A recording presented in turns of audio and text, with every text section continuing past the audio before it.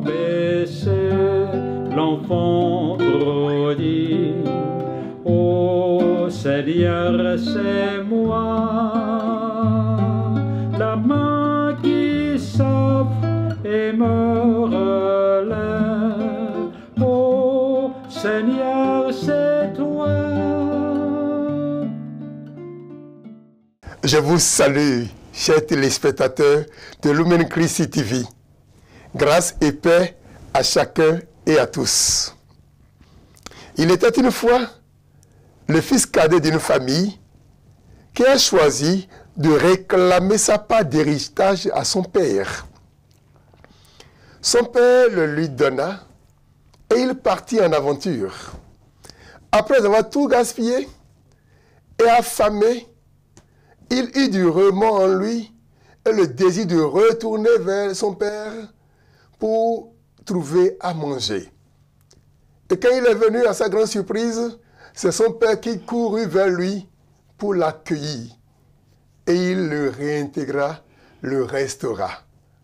Ainsi en est-il de certains sœurs et frères qui sont partis loin de l'église, mais qui sont revenus. Ils étaient morts, ils sont revenus à la vie. L'enfant prodigue. C'est votre émission que David Maouvi, je me charge de vous présenter aujourd'hui. J'ai sur ce plateau le père Sabin Sénéon, curé de paroisse. Et comme enfant prodigue de ce jour, nous avons le frère Didier Huenou, que vous connaîtrez tout à l'heure. Il va se faire découvrir lui-même. Je vous reviens dans un instant.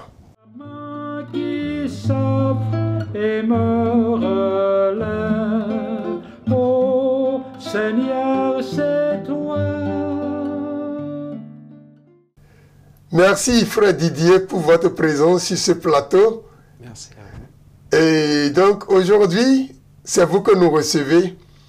Dites-nous, que veut dire votre nom? Est-ce que ça a une connotation particulière?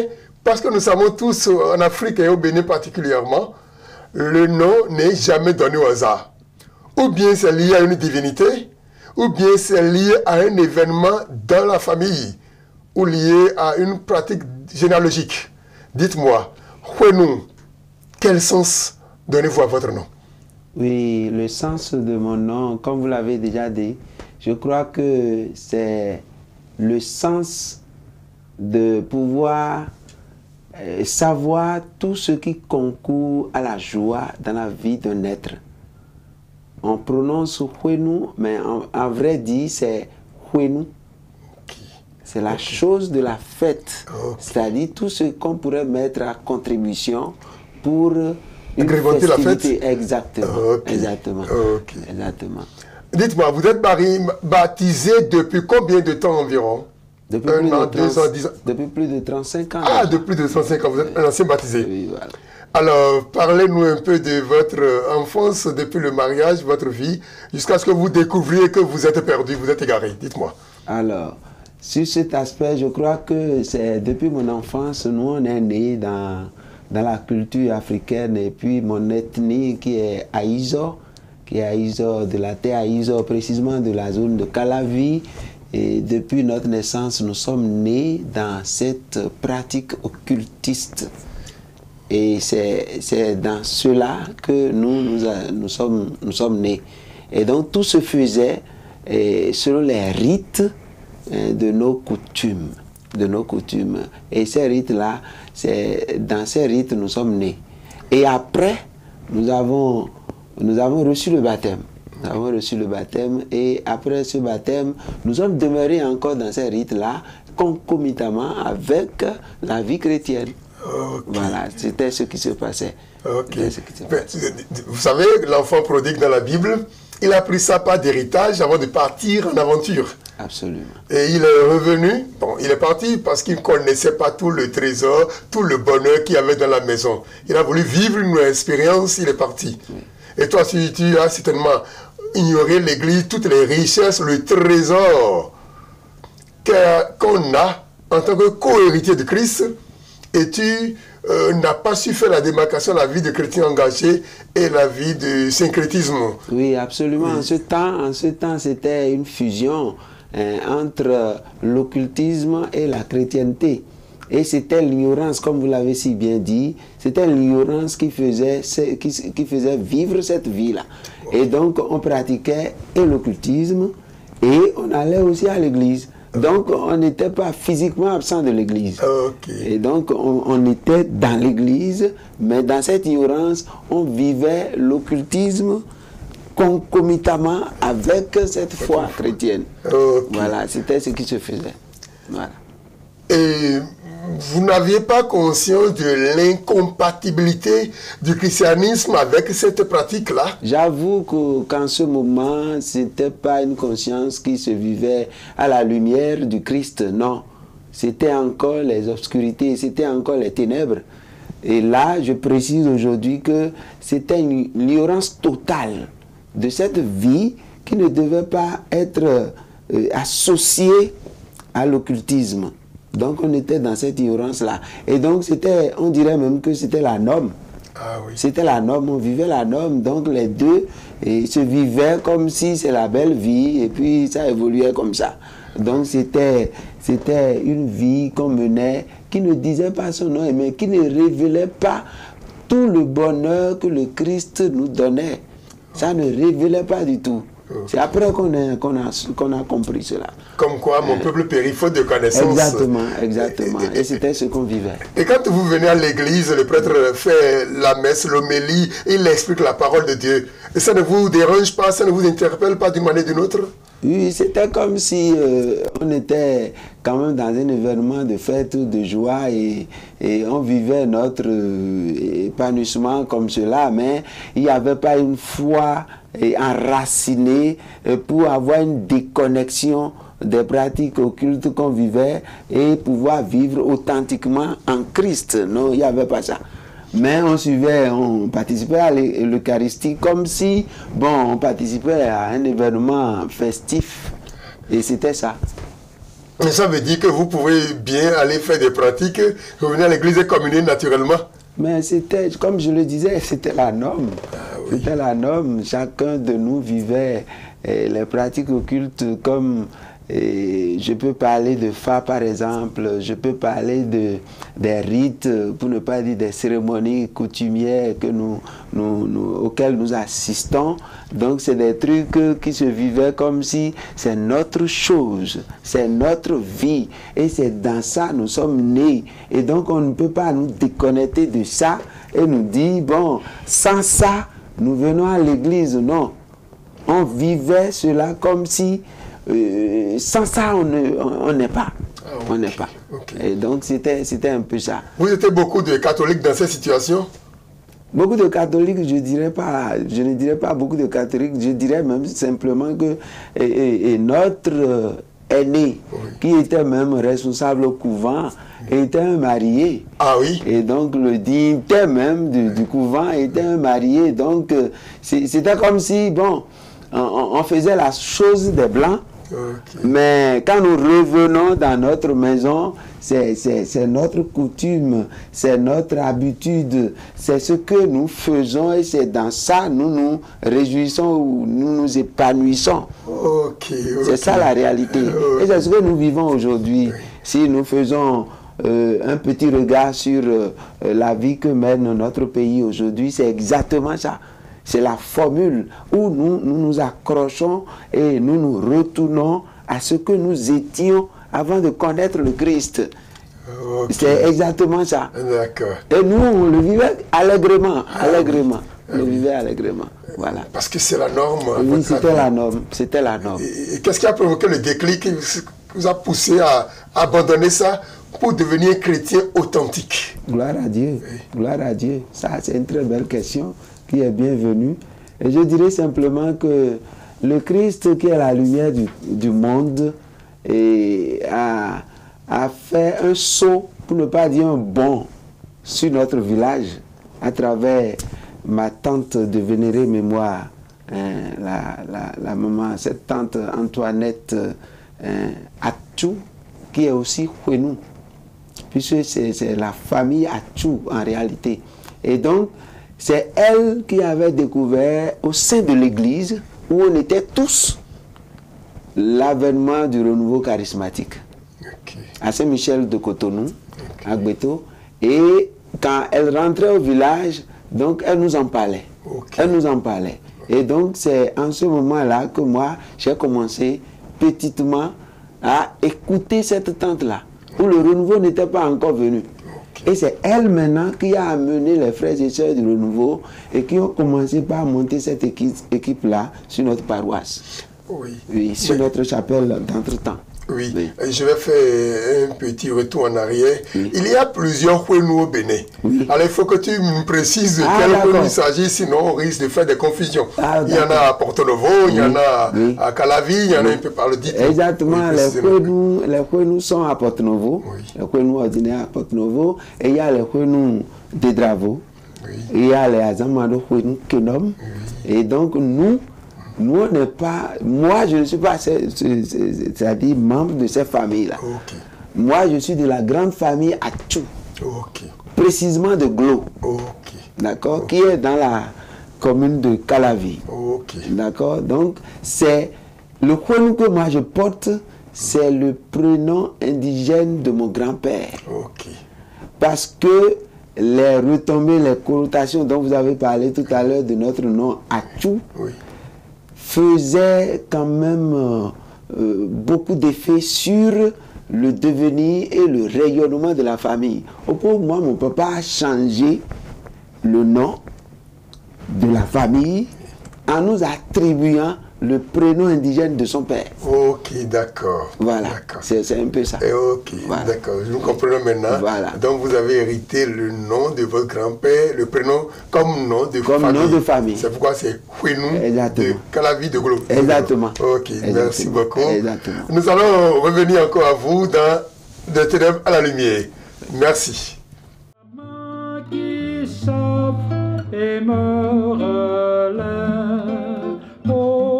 Seigneur, c'est toi. Alors, mon frère Didier, tu as eu le temps de pratiquer, d'expérimenter cette incohérente vie qu'est être à la fois chrétien et pratiquer l'occultisme. Alors, en matière d'occultisme, dis-moi vraiment, mon frère, est-ce que c'est gris-gris simple, c'est phare, c'est tel vaudou, précise-moi un peu pour qu'on sache à quel type de pratique tu as été confronté.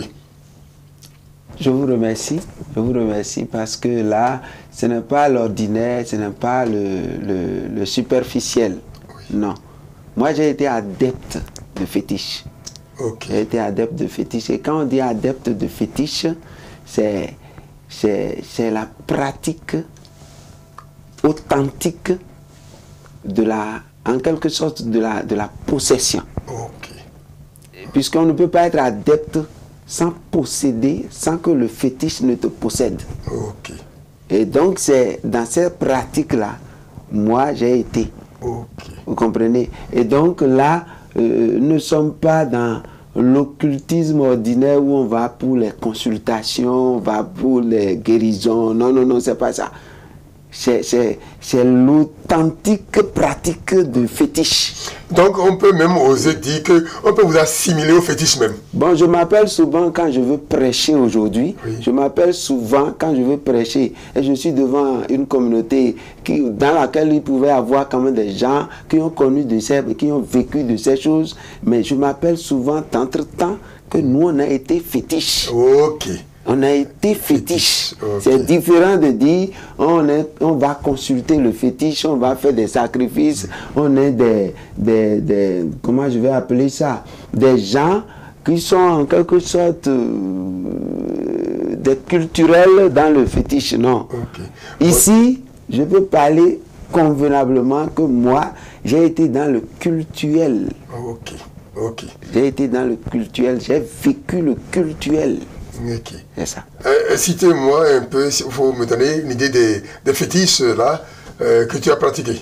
Les fétiches, précisément, il y a le Zambetor et il y a le Kuvito, comme on le dit chez nous, dont les revenants et le Zangweto que nous voyons souvent sur les YouTube ou sur les télé qu'on sort.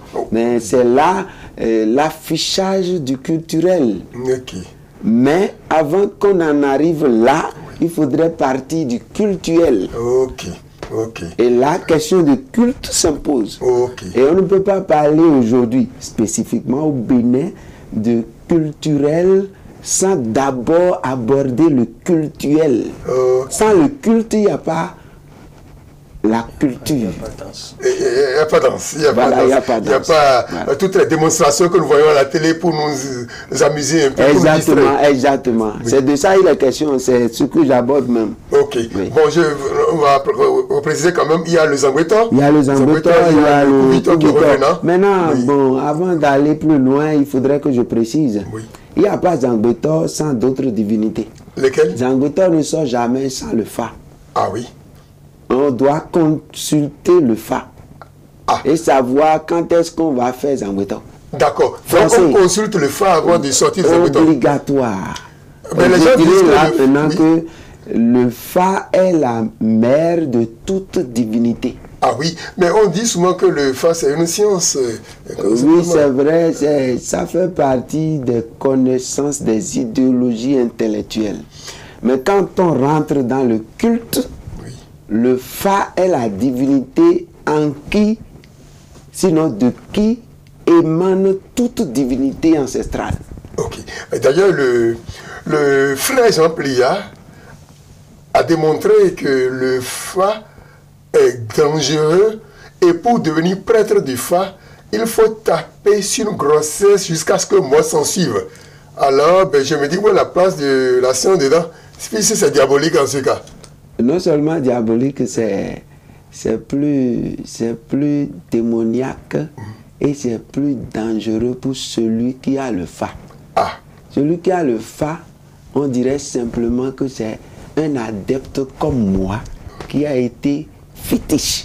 Celui qui a le Fa, c'est un fétiche lui-même. Qu'on lui attribue, ou qu'il aille chercher, ou qu'il aille installer, ou bien qu'il ramène ça chez lui, il doit savoir que lui, là, il n'a pas autre Dieu que cette divinité-là. Ok. Maintenant, dis-moi, quelle est la relation entre Fa et Tolegba? Attention. Le Tolegba, comme vous devez le savoir, le Tolegba dans tout le Bénin, un peu dans Calavi, c'est notre... Ça fait des choses que moi j'ai vécues dans ma vie. C'est des choses que j'ai vécues. Le Fa d'abord, avant d'installer un Tolegba, il faut consulter le Fa. Vous comprenez? C'est pourquoi je disais tantôt que le Fa est la divinité mère de toute divinité. C'est la première des choses. Maintenant, la différence est quoi? Le Tolegba, c'est comme un messager. C'est comme un messager qu'on a placé pour le taux. Quand on dit taux, là, c'est un pays. Ou bien c'est une localité. C'est une région. C'est un village. C'est une ville. Et quand vous y entrez aujourd'hui, partant à Calavi simple, tout proche de Cotonou, là, vous allez voir qu'il n'y a pas un quartier dans lequel vous entrez sans voir un Tolegba. C'est comme un avant-garde dans le spirituel démoniaque. Et donc, cet ange apostat des démons, c'est-à-dire cet ange-là, c'est comme on l'a placé là, comme un hôtel. Et c'est là où les anges apostats, bien sûr, viennent connecter pour prendre pouvoir. Pour entrer maintenant dans le village ou bien dans le quartier. Et c'est eux qui gèrent tout ce qui est obscurité. C'est comme le prince de Perse qui régionne les activités diaboliques. Exactement, sur ce quartier, sur ce village, sur cette ville. Mais ce n'est pas seulement à Calavi, à Kaladjeun, tout près. Il y a le Tolegba au niveau de la station, là, dans le de Mont-Sinaï. À Saint-Michel, il y a le Tolegba au niveau de la station. Voilà. Et tous ces hôtels, c'est les hôtels sataniques. C'est des hôtels démoniaques. C'est des hôtels d'offrande où les dignitaires ou bien les pratiquants du culte viennent faire des sacrifices, offrir des offrandes pour que ces démons deviennent des messagers dans leur forfait. Ok.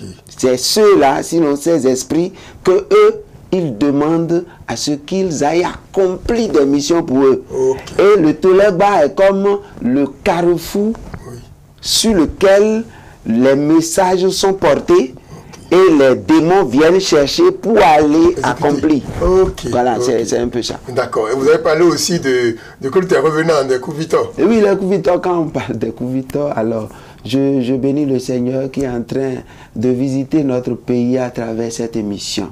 Je le bénis vraiment. Quand on parle de Kouvitors, c'est encore plus dangereux. Okay. C'est encore plus dangereux parce que, observez bien, si quelqu'un me suit ou si quelqu'un a une petite connaissance de cela, je ne vois pas celui qui a fait le Kouvitor aujourd'hui connaître une vie rayonnante. C'est pas évident. Puisqu'il est d'abord possédé par le démon. Et le démon de la mort. Okay. Le démon de la mort. C'est là la divination. Et quand on consulte le Fa pour sortir le revenant, comme on le dit, pour faire la manifestation culturelle de la présentation de celui qui est revenant, comme on le dit, vous savez, mais il n'y a pas de rituel qui soit aussi en faveur de celui qui est porteur là. Celui qui est porteur est d'abord celui sur qui est invoqué les démons de mort. Okay. L'esprit de mort repose sur lui. L'esprit de mort repose sur lui et il est possédé de ce démon-là. Okay.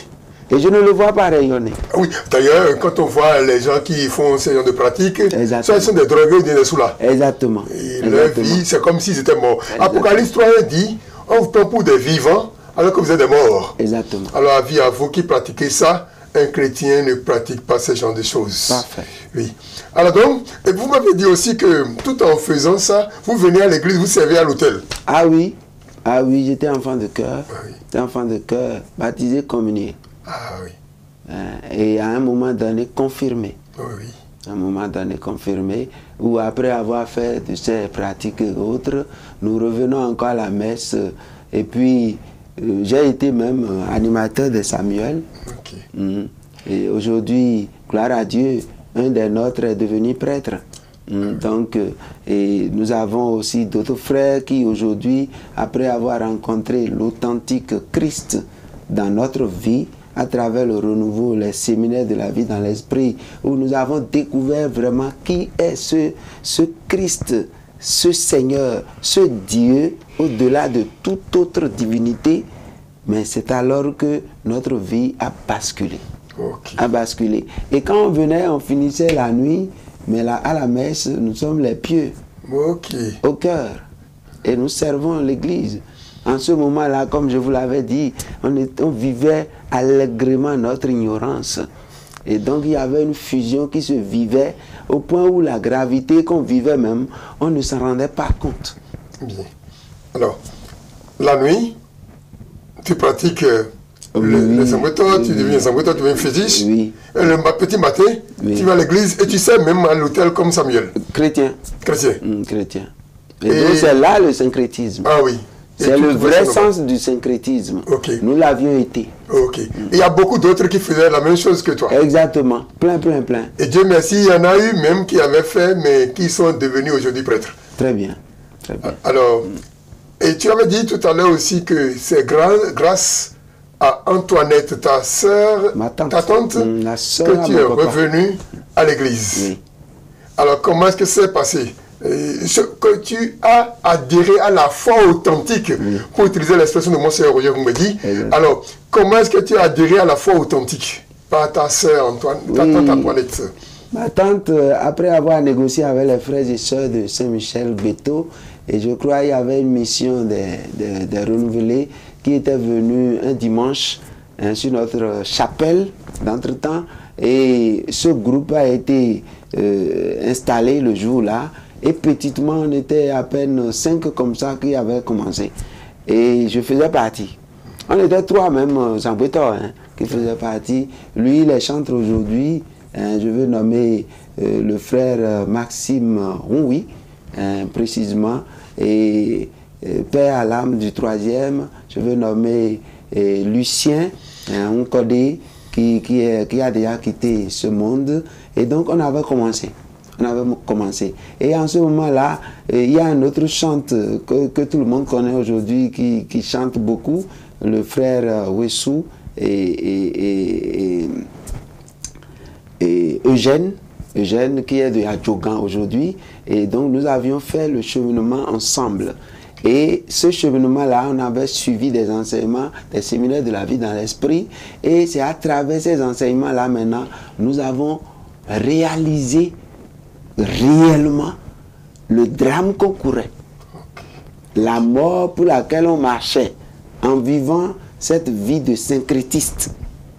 Et donc, c'est pas à partir de là que nous nous sommes dit, il est temps que nous nous détournons de ces choses.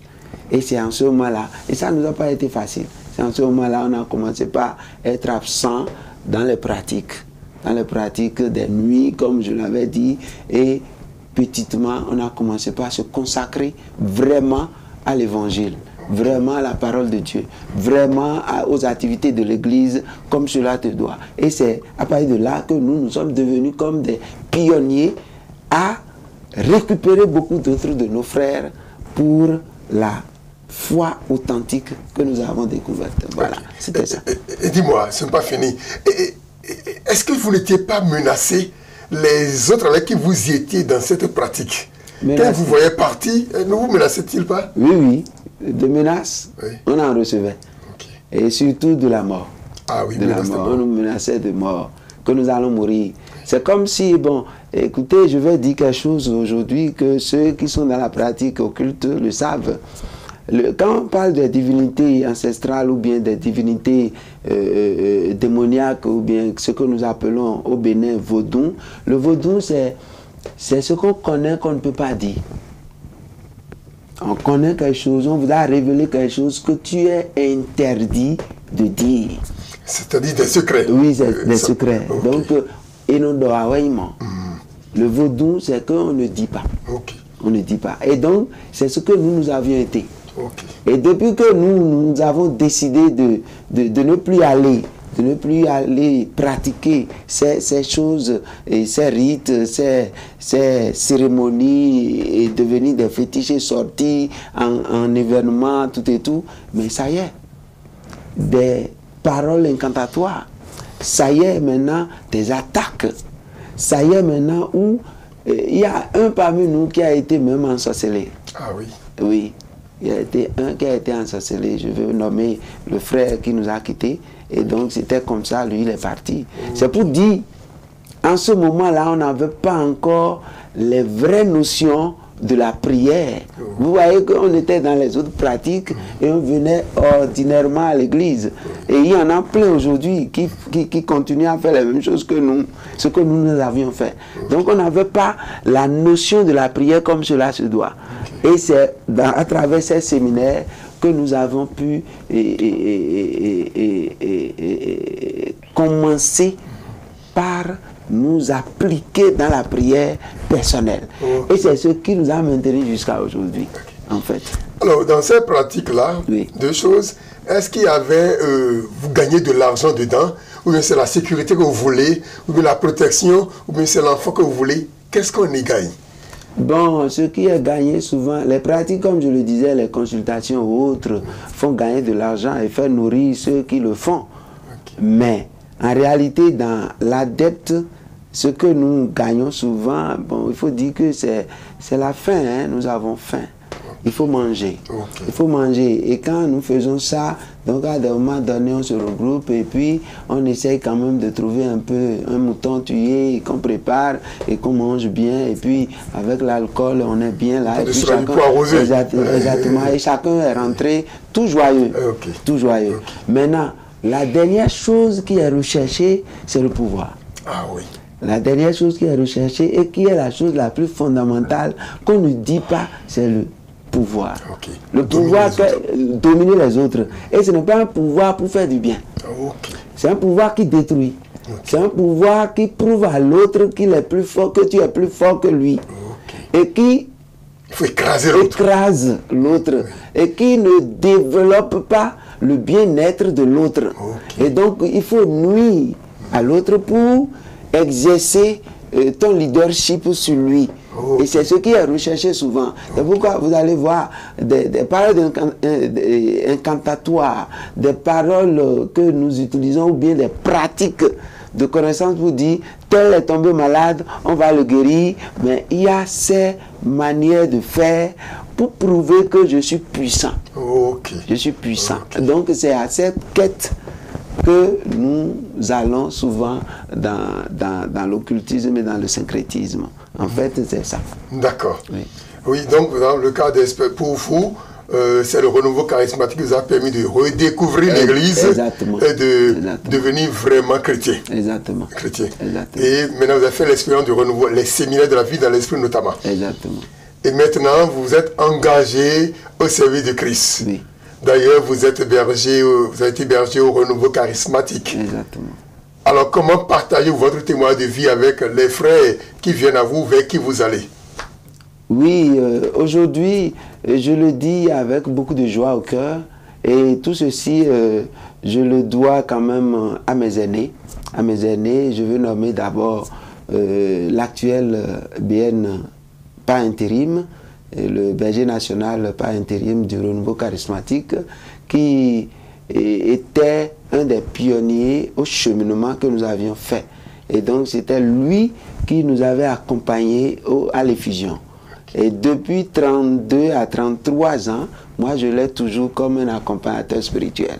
Et deuxièmement, comme vous l'avez dit, quand je suis devenu berger, et je crois que vous aviez été la première personne vers qui je me suis porté, parce que vous avez été déjà ancien berger, et pour m'orienter et me guider sur la bergerie, c'est vous qui aviez été là. Aujourd'hui, j'ai eu du plaisir de me retrouver encore avec le père curé, père Sabin, qui a des moments de difficulté par rapport au combat spirituel. Je crois que c'est lui qui a été quand même dans ma vie et m'a relayé et m'a reconforté et m'a relevé dans la foi.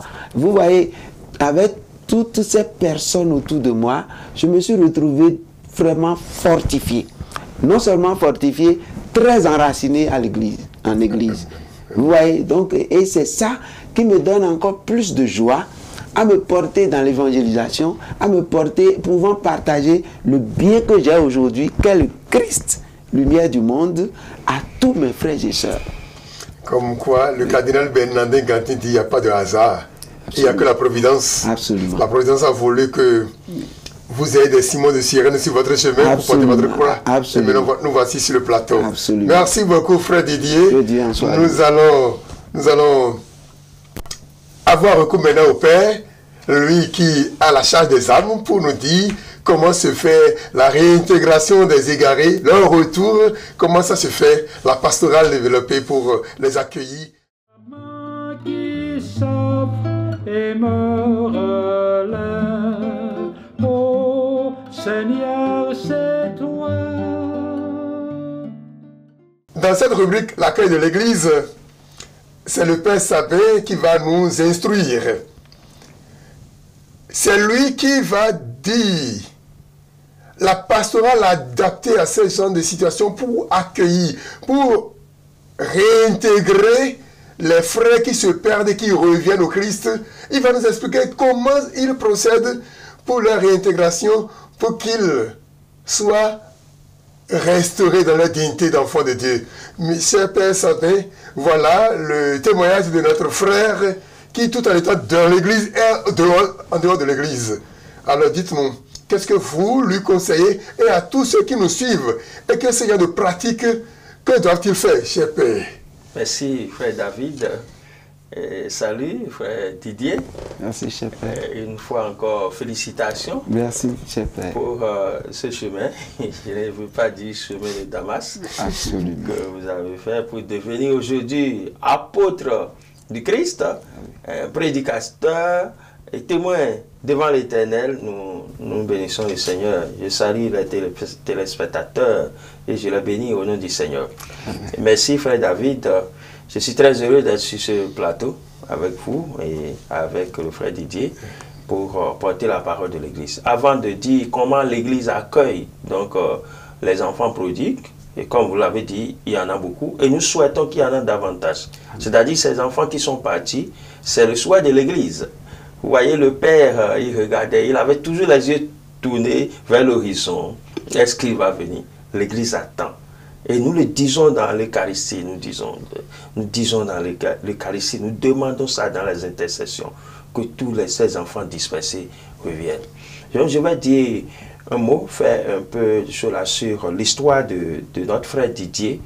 Et je vais toucher certains points avant de dire comment l'Église accueille, et tout cela en un temps bref.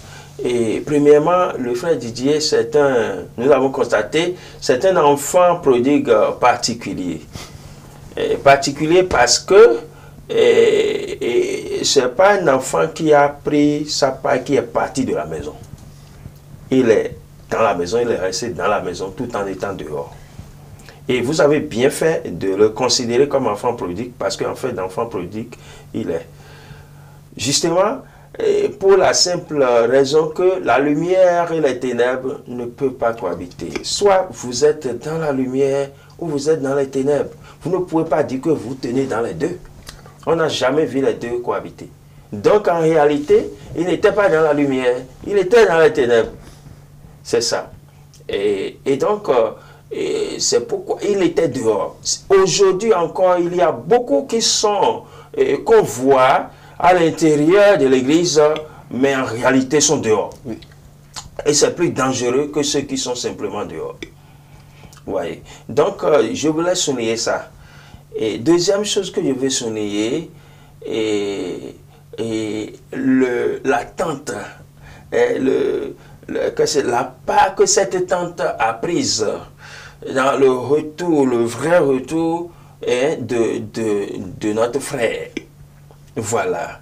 Et vivement qu'il y ait ces personnes-là, vivement que nous soyons ces personnes-là, si nous avons reçu, nous avons la grâce de recevoir la foi authentique, de connaître le Christ et de vivre, nous avons un devoir d'aller vers nos frères, de proclamer, d'attirer nos frères qui sont soit dehors ou tout en étant à l'intérieur sont dehors. Donc l'évangélisation, nous devons témoigner du Christ. Cette tante-là est allée vers ses frères. Il a dit, tel que vous êtes là, ce n'est pas bon. J'ai connu le Christ. La façon dont vous vivez, ce n'est pas bon. Je viens de découvrir un courant de grâce. Ce courant de grâce, c'est comme ça que le pape Pie XII l'a dit. C'est un courant de grâce. Le renouveau, c'est le mouvement de toute l'Église.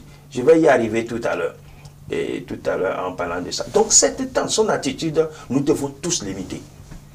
Tous ceux qui croient, qui ont reçu le Christ, doivent aller dans leur famille, leurs frères, leurs connaissances. Il y en a qui sont dans le même service avec des personnes qui sont soit, ils ne sont pas catholiques, ils ne sont pas pratiquants, ou bien ils sont syncrétistes. Et ils savent, et ils ne leur parlent jamais de ça. Ils cohabitent avec eux. Il y a des chrétiens avec lesquels on vit et on ne sait même pas qu'ils sont chrétiens. Donc je voulais souligner ça et souligner, parler maintenant du courant de grâce que constitue le renouveau charismatique catholique. On ne peut pas s'en leurrer. Non. Ce courant de grâce, ce mouvement a fait beaucoup d'enfants prodigues, a fait ramener beaucoup dans la foi authentique. Et le pape avait dit que ça ne doit pas être un groupe, que c'est le mouvement de l'Église. Donc là, j'exhorte nos frères, mes frères et sœurs, toi qui m'écoutes, à faire l'expérience des séminaires de la vie dans l'esprit. Ça a été capital dans la vie de notre frère Didier. Et sans ça, il ne saurait pas qui il est devenu. Ça lui a ouvert les yeux pour qu'il comprenne que, attention, quand on est chrétien, on l'est. On ne va pas ailleurs. Ce que je fais là, ce sont ces enseignements-là. Et justement, parce que le deuxième enseignement, on le sait, dit que Jésus-Christ est le seul Seigneur et Sauveur. Et on t'explique cela avec des exemples, des témoignages à l'appui. Ce cheminement de la vie dans l'esprit, tout le monde doit le faire. et tous doivent le faire. Et ces curés, je félicite ces curés de paroisse qui comprennent que ceux qui veulent à la veille des sacrements, ceux qui veulent prendre les sacrements et ceux qui les réadmissions, tout ça, même à tous les catéchumènes, il faut vivre. L'Église a demandé, je pense que l'Église de Cotonou est en train de travailler à insérer cela dans le système du catéchuménat. Le travail, je pense que ça a évolué. C'est un bien de l'Église. Il n'y a pas question de je n'aime pas le haut niveau, je ne sais même pas pourquoi. Je ne vais pas aimer ce que le Papa a accepté, ce que les évêques ont accueilli. Pourquoi moi, chrétien, je vais dire que je n'aime pas ça? Il n'y a pas cette question-là. Les séminaires de la vie dans l'esprit, ben c'est une expérience spirituelle qui relève le chrétien, qui donne la foi authentique, comme nous le disons. Voyez. Je voulais souligner ça et parler enfin de l'accueil. L'accueil de l'enfant prodigue. L'enfant prodigue est chéri, doit être chéri. L'enfant prodigue qui vient, tout pasteur, tout curé, tout prêtre vers qui un enfant prodigue s'avance. Tout frère en Christ vers qui un enfant prodigue s'avance doit l'accueillir. L'exemple que le Christ n'a pas cité cet exemple-là pour rien, cette histoire-là pour rien. Pour dire l'enfant prodigue, il faut l'accueillir. Il faut le choisir. Regardez ce dont il a fait l'objet. Voilà, nous connaissons l'histoire. Le père ne lui a même pas laissé achever son discours, le discours qu'il a préparé. Nous savons que la fin l'a amené.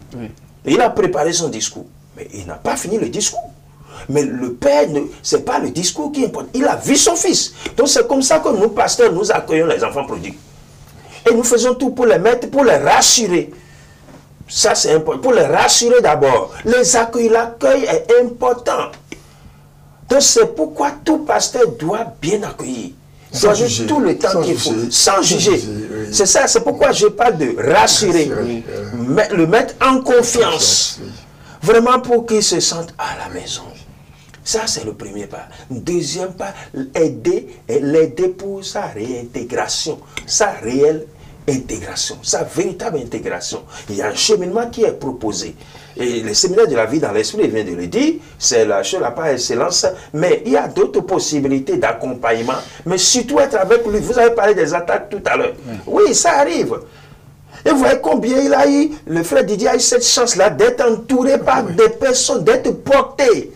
Mais si nous ne portons pas l'enfant de l'église qui est parti, qui revient, si nous ne portons pas, excusez, mais moi, Jean Godoya, il va se sentir isolé, il va se sentir faible et il risque de repartir d'une façon ou d'une autre. C'est pourquoi nous bénissons le Seigneur pour le frère Didier. Et la grâce qu'il a eu, tout le monde n'a pas eu ça. Il y a des enfants prodigues qui sont venus, mais qui sont craintifs, toujours craintifs. Absolument. Donc, une chose est de venir dans l'église, mais une autre chose est d'y prendre véritablement place, de se ressourcer. Et le ressourcement, il vient de dire, il a traversé des difficultés que nous connaissons. Il a traversé des difficultés que nous connaissons. Et donc, ces difficultés-là ne doivent pas nous faire regretter. Et nous n'allons pas agir comme les Égyptiens, comme les Israélites en Égypte. Parce qu'ils sont en train de partir, ils se sont retrouvés devant la mer. Dieu qui les a amenés de l'Égypte, ce Dieu-là, il est mort. Mais il sait ce qu'il peut faire. Mais regretter, mais puisque je me retrouve la main devant l'ennemi derrière, regretter maintenant d'avoir quitté l'Égypte, mais c'est grave. Donc, les difficultés là ne doivent pas vous amener. Il y en aura, peut-être qu'il y en aura encore, mon frère. Donc, c'est ça. Donc, être dans la véritable foi et ça s'entretient. Si nous revenons et que nous n'entretenons pas notre foi, et que nous ne cultivons pas, nous ne cherchons pas à connaître davantage celui avec qui nous marchons, le Christ, il y a le risque de repartir d'une façon ou d'une autre. Et nous ne le souhaitons pas. C'est pourquoi je bénis le Seigneur pour le frère Didier, qui est dans l'évangélisation, qui est dans la mission. C'est un véritable enfant prodigue, qui est revenu, qui est complètement revenu. Donc l'Église accueille, il accompagne, et il continue donc à nourrir cet enfant prodigue pour que de plus en plus davantage il puisse s'enraciner et être fier d'être à la maison. C'est un travail qu'on ne fait pas une fois pour tout, mais on continue. Et c'est très bien quand il s'enracine dans un groupe, il s'engage dans un groupe, vous venez de dire engagé dans un groupe fort, un groupe qui puisse porter. Et donc, voilà, vous avez des amis, ils ont des amis de l'autre côté.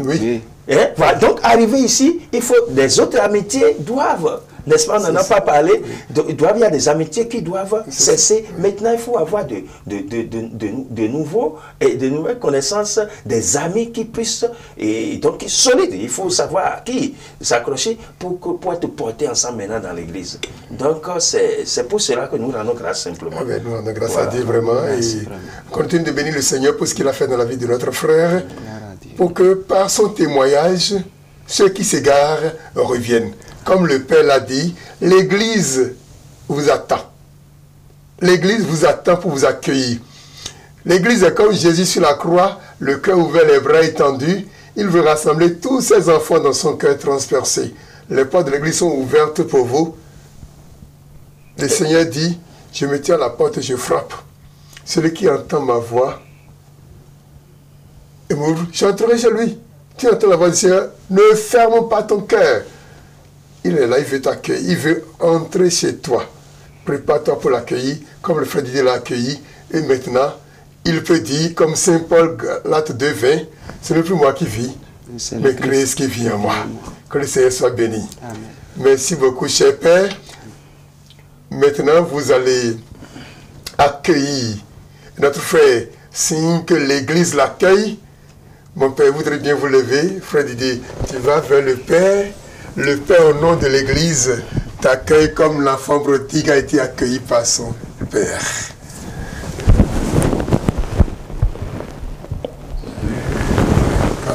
Merci beaucoup. Que tu peux tout et que rien ne t'est impossible.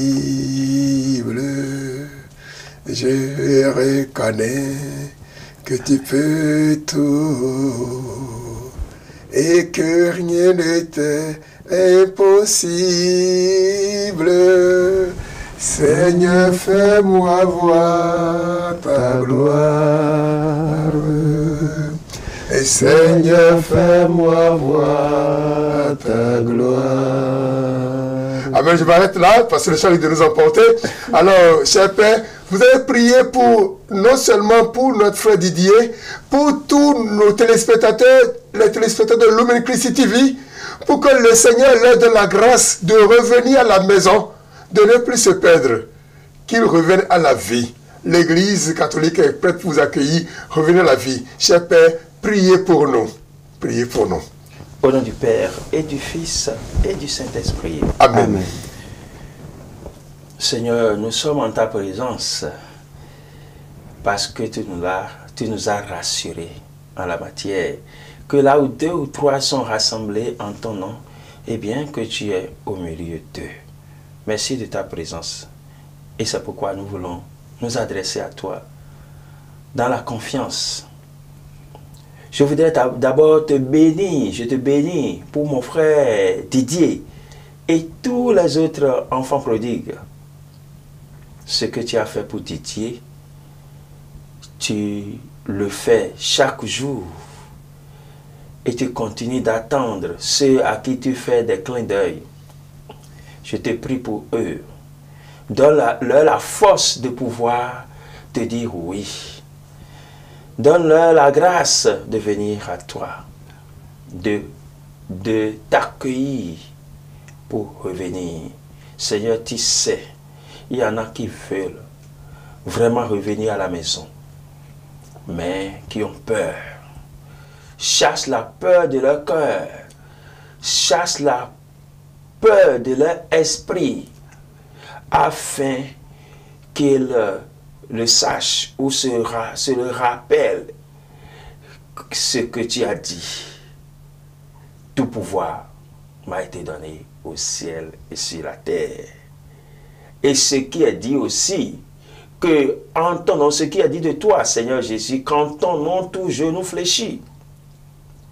Nous l'avons récemment réécouté et médité, cet évangile, il n'y a pas longtemps, où quand tu passes simplement, les démons crient et viennent se mettre à genoux devant toi.